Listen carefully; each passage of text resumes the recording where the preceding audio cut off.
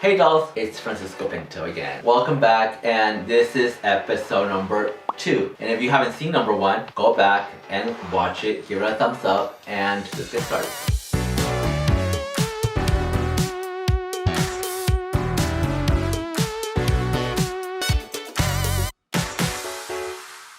And this is going to be about when I lose my virginity. I'm just kidding, no. I'm just kidding, no. This is when I started doing hair. My journey with hair actually started in middle school, and it started with my sister. She was my little inspiration. She was my first model, my first client that I ever did hair on. And this is the reason why I did it, because every time we went out to a party or dinner or somewhere nice, she would dress really cute, and she was still cute, you know, my little sister's really cute, but her hair wasn't cute. She has curly, nappy, kinky hair. And at that time, you know, my mom doesn't do hair, and she didn't know how to tame her hair because it literally needs to be tamed. And she would just shower her and just brush her hair and let it be. But I didn't like it, you know, because I wanted her to look cute. So what I would do is I would have her laying on the bed, you know, just lay down and stay very still, because I was going to iron her hair. And that's the first thing I ever did with hair. You know, I ironed my sister's hair, made it straight, because I didn't have a flat iron. You know, I didn't even know what a flat iron was. My parents would get so mad because they thought, it is true, that I was going to damage her hair and her hair was going to fall off, and she was so little, why are you messing with your sister's hair? But I still did it, you know, we would hide that. By the time they noticed or realized that what we were doing, her hair was already done. So what are you gonna do, wet it? No, of course not. So after a while they gave up and just let me do whatever I wanted to her hair, you know? So I did, and I then started doing cornrows on her and twisties. That's what I was in at that time, you know, the little twisties that you did in the front, and you would put a rubber band, like a little tiny rubber band, like a different color, you know, it was like red, blue, red, blue, red, blue, you know, you would just mix and match with those little rubber bands. And that was in at that time, so I would do it, and I was really good at it, you know. And little by little, my neighbors started noticing it, my friends started seeing it, so they started asking my mom, how do you do your daughter's hair? Or you do really good, how do you have the time to do it, and this and that, you know. But my mom would tell them, you know, I don't do it, Paco is the one who does it, you know, because everybody calls me Paco. And they're like, what? Like him? Like, you know, your son? Paco does her hair? So everybody was always shocked to hear that it was me who was doing her hair. So they started asking me if I can do their daughter's hair, or if I can do my friend's hair. You know, so I started building a little clientele. I mean, they weren't paying me, you know, even though I did want them to pay me at least $1 or something, but they never did. But that's how I started doing hair. By the time I got to high school, I was the guy that you went to for prom, or they were going to a quinceañera, or you name it, I was the guy to go to. So I was doing updos by then now, and I loved going with my mom to the salon, and I would pay attention to what they were doing, you know, and whatever I saw them do that day, I went home and I practiced it. I want to say I had a very photographic memory where you see something and it stays in your mind, and I say I used to, because I don't have that freaking memory no more, you know, I don't. But one of the things that I really enjoyed every time I knew she was going to go to salon was blow drying. To me, it was fascinating, especially that noise that the blow dryer makes when the blow dryer hits the brush and the hair, when it is making pressure, like ooh. I love that noise. To me, like, that was like, oh my god, I would get so excited. And just seeing the hair, the way they turned it on the brush, and seeing it glide through the brush and just becoming smooth and with volume, and how it left the ends like with a very slight curl, you know, like bend. To me, that was like, wow, like your hair can do that. Because I mean, I was doing hair too, but I was just flat ironing, doing cornrows. So to see them, what they can do with the blow dryer and a round brush and create this volume in the hair and make it look so shiny and beautiful, to me was like amazing. I was blown away. But even though I was doing hair, you know, doing twisties and cornrows and ironing hair on the bed, like, I never did see it as a career. And not because I didn't like it, but because I always wanted to give myself a good lifestyle. I always wanted to be able to provide for my family. I didn't want to struggle the way my family did. I didn't want to be rich. I just wanted to be able to give myself and treat myself to things that I wanted. But One thing to me that's very important, and I always told myself throughout high school, was that whatever I choose to do in life and as a career, that I wanted to be happy every morning. I wanted to wake up and be happy to go to work and enjoy it, because I would see a lot of people who got up every day and complained so much about going to work. I saw them so unhappy. So I always told myself that I was not going to be that person. Whatever I chose to do, I was going to be happy doing it. But I also had to make sure that whatever I chose to do was going to support the lifestyle that I wanted, and that it was going to give me a feeling of achievement, that I'm doing something, because I don't want to be a loser. I didn't want to be treated as a nobody, as someone who's not worth anything that you can just push around and do whatever you want with. You know, I wanted to be respected and successful. And in order to be respected, you have to be successful. You know, that was my mentality then, you know,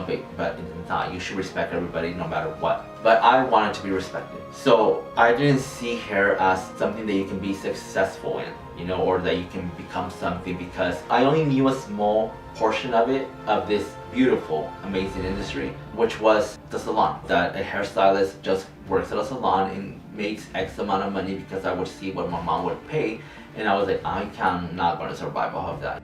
Hey, make sure you subscribe right here, okay? So click, come on. But it wasn't until my best friend at that time, you know, another amazing person that will always stay in my heart, is my best friend, Carmen Escobar. At that time, she brought one day, we had graduated, because I actually went to an art institute for interior design, because I thought she was going to be an interior designer, you know.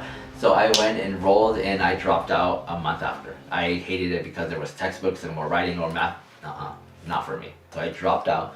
I was very lost at home, sitting, feeling like a loser, not doing anything with my life. And my best friend, Carmen Escobar, she shows up to my house one day with a tear sheet from a magazine of a Paul Mitchell ad. You know, Paul Mitchell, the school. And I look at it, and this is something that she had already told me, you know, to go to cosmetology school, because I was really good at it. And you know, she always encouraged that on me, but I always said no, because in my head, I'm gonna be broke my whole life. But she came with that ad and just told me, call and make an appointment, go look at the school, just give it an opportunity, do it for me, just take a look at it.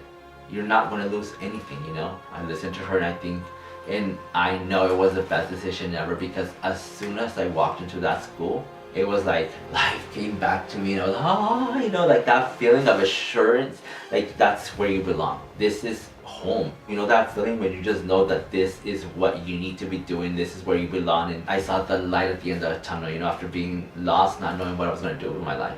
And I enrolled, and I started a month after. And it's been an amazing career. Cosmetology school, I was good at it. Of course I was good at it, but I sucked at the literature part of cosmetology, which is all the rules and regulations that you have to learn for state board, and reading, and you know, all that stuff. I was not good at. I never went to my theory class. I skipped it all the time, because to me it's like, what the hell, why do I need to know this, you know? Like, I just need to know how to do hair. That's what I'm here to do. And my learning leaders would, like, you know, they would get on my ass and tell me to go and take my test. And you know, all they cared was that I was passing each test, because for them it was important, because it was the only way I was going to pass state board. So they wanted to make sure that I passed that state board test. And it took me 3 tries to pass state board, because I never went to theory. And I shouldn't even say this, but one of them actually completed all my tests for me. Like, and I didn't even know this. You know, she went, did all my tests, and turned them in as if I didn't, because she really wanted me to get out of that school and go start working. So she did all my tests and turned them in, you know. I love her, Maribel.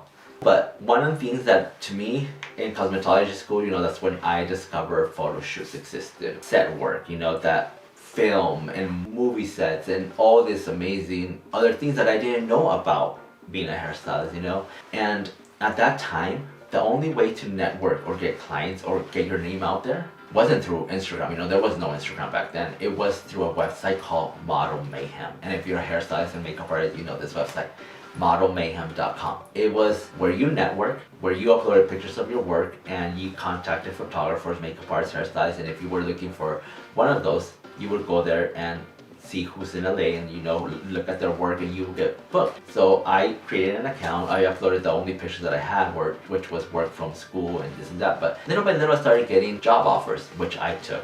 and they weren't paid because when you first start, you pretty much have to prove yourself. And you have to pay your dues, you know, and I really pay my dues, you know, like everything was TFP, which is test for prints. But one of the things I'm like, I guess I'm really proud of was that halfway through cosmetology school, I received an email because someone found me on this website, Model Mayhem. You know, they messaged me and offered me a teaching position. It was a makeup school. They wanted me to be an instructor at their school. They wanted me to teach the hair course. And when I received this email, I had to read it like 2 times, you know, I'm like, what? Like, are they being serious? Like, they're offering me a teaching position? And I was like, what the hell? But at the same time, I couldn't let go of this offer. I couldn't ignore it because they were paying me really well. You know, like I was in school and I was doing all these other jobs that wasn't paying me. So when they offered me this money, I was like, oh hell yeah, like, you know, like I'm not gonna say no. But then I realized, I'm like, oh shit, like I don't know what I'm gonna teach. I don't know what the hell I'm doing. I'm still a student. So I emailed them back.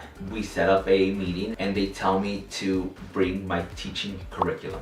And I was like, okay. Then I go and ask friends, what does curriculum mean? I was like, what, I mean, I've never heard this word, you know? And you're probably like, what, like, don't you know English? But I don't, honestly, there's a lot of words that I don't know.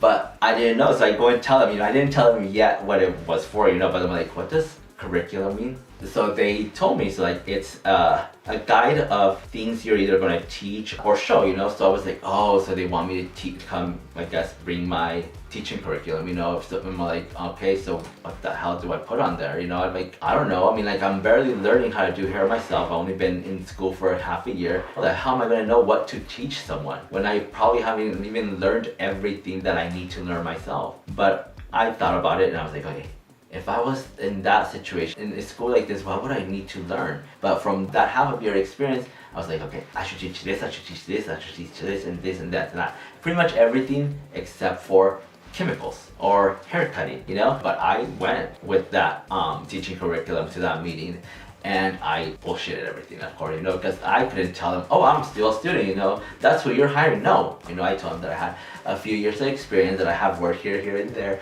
and they believed it because I started teaching a week after, you know, and I taught 3 courses after that one, and I loved it, you know, and that's where I discovered that I love teaching too, you know. It's a really good feeling seeing someone who comes, who doesn't know the knowledge or doesn't have any training in something, you know, whichever art it is, you know. I love seeing people work on their talent, do something with their talent. That to me is like, wow, to see someone flourish and succeed, it's a really freaking amazing feeling. I love it. I don't know, it's magical. You know, to me, it makes me happy because I know that person is going to become an inspiration to someone else. Because not only are you going to inspire someone else, but you're making yourself so happy. You're going to feel so fulfilled in life, so accomplished. You know, it's amazing to be able to do what you love to do and you're passionate about. That to me is very important for everybody to understand, especially this new generation, you know, because I feel like everybody's forgetting about their talent, you know, and that's something that no technology is ever going to replace. You know, it's a better world when people just do what they're talented of, you know. To me, that's beautiful. So I was able to do that, you know, with my students loved me, and till this day, I'm actually friends still with one of my students, and that was an amazing journey teaching. If you are liking this story and you want to see more, well, guess what? You're only going to see it if you're subscribed, so subscribe. So I graduated cosmetology school, you know, 2 months late, but I graduated. I worked at 2 salons, two amazing, well-known salons, but I got fired from them. One was from Session Salon, and they fired me because I guess I showed up late all the time. You know, I showed up to work and the assistant comes and tells me, Francisco, just want to let you know that we have decided to let you go because this reason, you know, I was late. Okay, so I left home really sad, you know. I actually cried, Victor, because it was the salon that everybody wanted to work at that time. I don't even know why I was always late. There was always traffic, but I'm not late no more. But at that time, I don't know why I was late. I guess because I got into a habit that in cosmetology school that I was always late to cosmetology school, that I thought I can get away with it. So I would show up late, but it taught me a really good lesson because after that, I was never late to nowhere. But in the other salon, I didn't get fired, but they closed. I was there for almost a year, so I had to go somewhere else. But even though I was working as an assistant at a salon, I never really liked it. I didn't like the salon in this, like the salon world, you know. And what I loved, I was passionate about was freelancing, you know, being on set, doing photo shoots, doing styling. So one thing is that when you first come out of cosmetology, and I guess it's like in any career, you know, you don't have experience. But one thing that I always did was you fake it until you make it, and I did, you know. I always showed up to the shoot not knowing what they were going to ask from me, you know, what kind of styling, what kind of work I was going to do.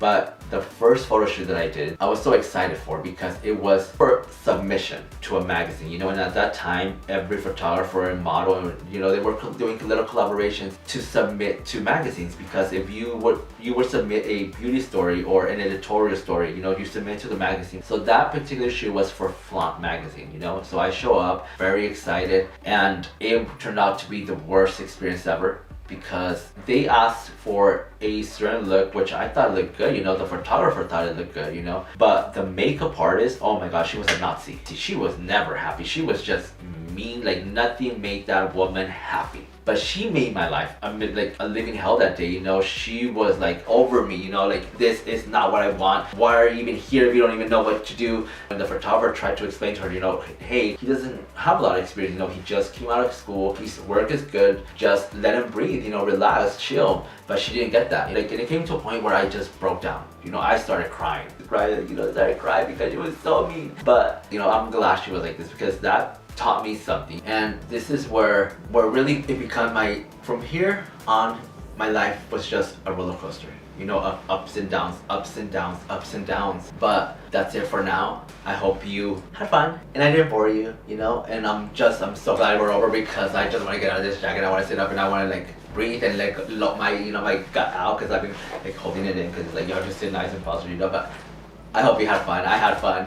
And until next time, and don't forget to subscribe, and thank you for watching. And stay tuned for episode number 3. Hey, make sure you subscribe right here. Subscribe! Ouch! Ouch! Subscribe! See what I did for you to subscribe? So subscribe.